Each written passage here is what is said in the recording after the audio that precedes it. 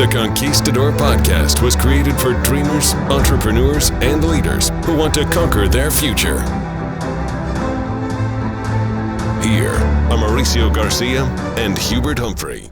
Welcome to another episode of the Conquistador Podcast. My name is Mauricio Garcia. Hope you're having an amazing Monday. Hey, listen, one of the things that we, as an entrepreneur, things we have to master is the ability to contact our prospects.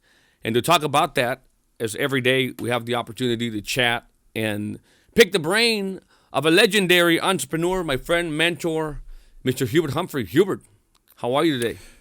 I'm doing well. Ready for another great week, buddy. Good to be with you. Absolutely. You know, as I said in the intro, there's certain abilities, right? Certain skills that we need to polish and we need to become good at if we want to be successful as an entrepreneur out there. And aside from being able to, have a consistent flow of prospects, we've got to also polish our ability to be able to contact them. And I remember clearly the first time I heard that when we're talking about contacting, we've got to understand human nature. That little tip alone made a whole difference in my career, in my life, because if I became better at recruiting, better at selling, better at contacting people, that directly impact my income and it changes my life. So I want to thank you for that. And I think people need to know that if they're going to go out there, they've got to be able to understand that human nature. So let's dive into it, because I know there are 10 points. Let's see if we can squeeze them in here, these 10 things that are part of human nature. Well, we'll do it. Of course, it's probably 10,000 things that we could put out about human nature.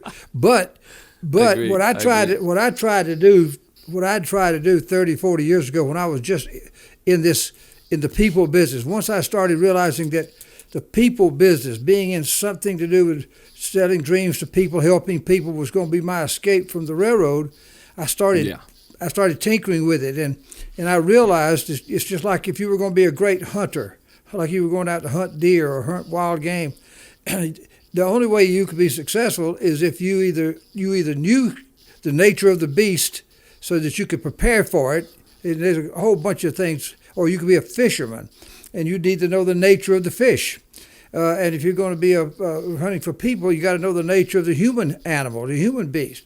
So right. It all starts with there, because if you don't understand, even in the prospecting or trying to contact them or trying to recruit them or trying to set up appointments to make sales to them, that's fine. And even down the road after you've gotten into a business and you're trying to, like your sales force or your partners in business, or if you're speaking to a crowd or something, you still got to know the nature of the human animal that you're talking to, so that your words don't just don't bounce off of them, but they're words that are designed to play to their human nature. And so what I did, I took myself as my own little laboratory.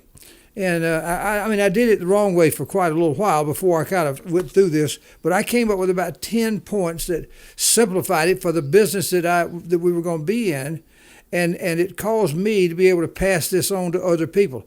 All these things were fine for me to learn them, but if I didn't have something that was duplicatable, something transferable for a lot of people who could assimilate it and grow, and luckily we've passed this over through millions of people over the last 40 years. But right. but the points are very simple.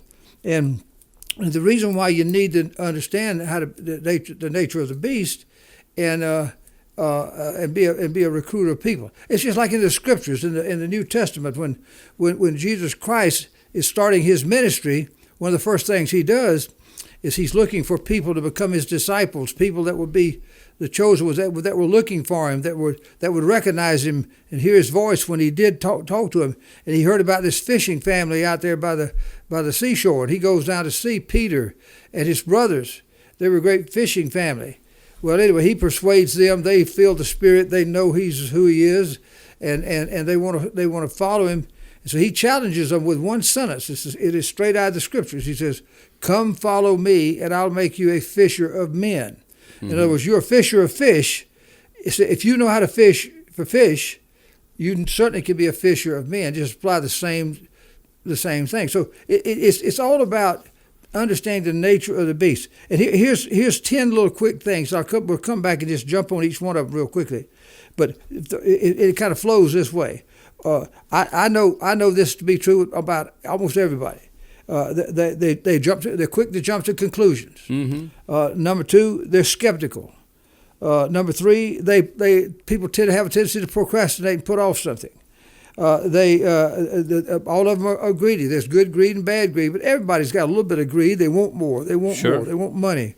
Next is they're curious. Everybody's just naturally curious if you can arouse their curiosity, and then it shifts. This number 6 it forwards. It says, but they don't think they can sail. Most people say, I can't sail. We live in the land of the free enterprise system, where where you can come in here and be whatever you want to be, and be but everybody says I can't sail. I can't sail. I don't know any people. They don't like to have salespeople come to their house to sell them anything. That's the last thing you want to do is hear a knock on the door, or the doorbell ring. Everybody wants to buy things, but nobody wants somebody to sell it to them. Right. And so that's a tendency. Number 8 is that everybody like to be their own boss. Even the little secretary sitting there at the desk would love to be her own boss, but they everybody would like to be in business for themselves, which goes along with being your own boss. Mm-hmm. But the 10th point is the key, is that they all doubt that they ever could be in business for themselves or be their own boss, even though they'd like to have it. It's just sort of like a secret little dream. Boy, I'd love to fire my boss, but I know I can't.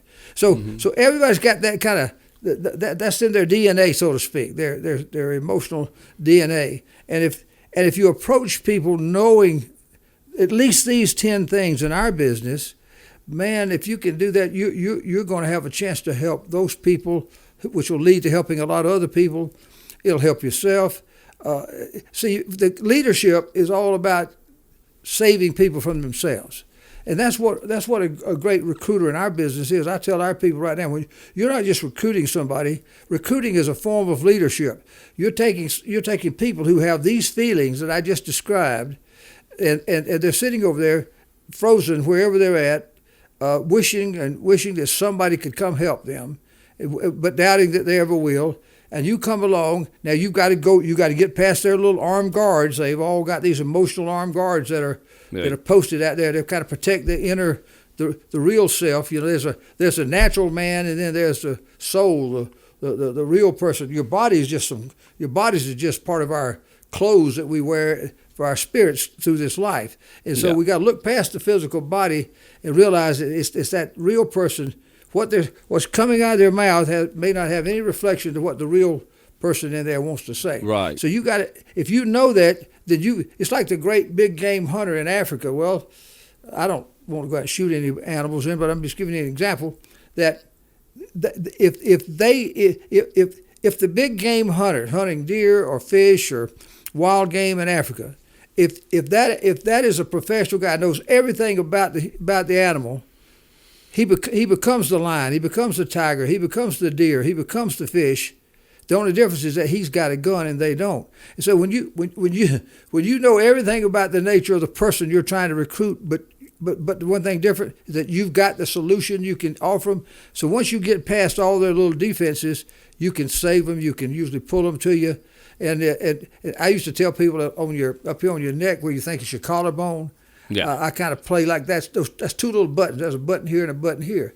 It's their curiosity button and their greed button. And it's like having a remote control. If you just activate it, you can move people anywhere you want to if you just activate these little buttons that they've got. So that's sort of the purpose of that whole thing is to teach people so they can avoid the scenario of disaster. If the worst thing in the world in our business is to take a person and just say, go ahead and make a prospect this, and we'll have a meeting tomorrow night. Invite a bunch of people over there. We'll talk to them.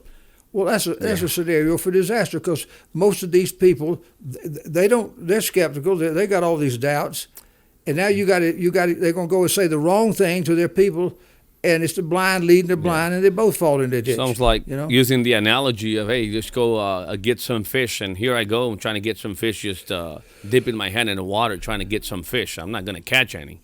because that's not how you would naturally, or using the fish nature, you will catch them, right? But it makes a lot of sense. And one of the things I'd like to add is that when you know that this is part of human nature, you are better prepared because you actually see these things play out when you're making your contact. So you're not surprised because you know that most of them, like you said, are going to react to these things, these emotions that we all have.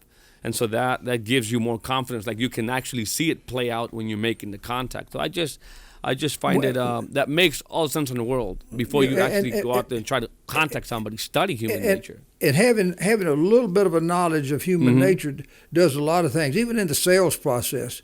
If a great salesman anticipates all the types of objections that somebody could give them, and most of the objections they don't really mean, they're just knee-jerk reactions that they, no, I don't want any. I'm busy. Come back tomorrow. I can't sell. I mean, these are not thought out, deep-rooted reasons. They're just put-offs. The same guy that'll tell you that he doesn't want to make any more money, he's doing okay, is going to have an argument with his wife tonight, and he's sick and tired of his job. He's mad because he didn't give him the promotion, and he needs a raise. But he just told you a little. He didn't mean to tell you a lie, but it's just a knee-jerk reaction. So if you're going to, the way to overcome objections is to master the art of rebuttal. And so if you're going to master the art of rebuttal, you better understand human nature so you can pull from your quiver the right rebuttal arrow to use. Absolutely. And some people take the idea that they like to use it reactively. In other words, let the person do the objection and then I'll use the rebuttal. You can do that, but I learned many years ago that if I wait around for that, I'm not doing as good a job as I could. So I learned to use rebuttals offensively, proactively. I'd say, listen, do you know, Mauricio? I don't think you're like this, but as I'm talking to you here, I've met a few people who are going to tell me that they don't know anybody. They've made all the money they want to make. They're not interested in. I said, and I don't think you're like that. Now, what did I do? I just took 3 arrows out, shot him up front. Yeah. You bring him forward before they even come up. I make it as a part of the presentation. Absolutely. It's going to be hard pressed for him to come back and use that back to me when I just told him that I don't think he's that stupid or that way. Yeah. So I totally get it, and that's understanding that's just the common reaction from a human being.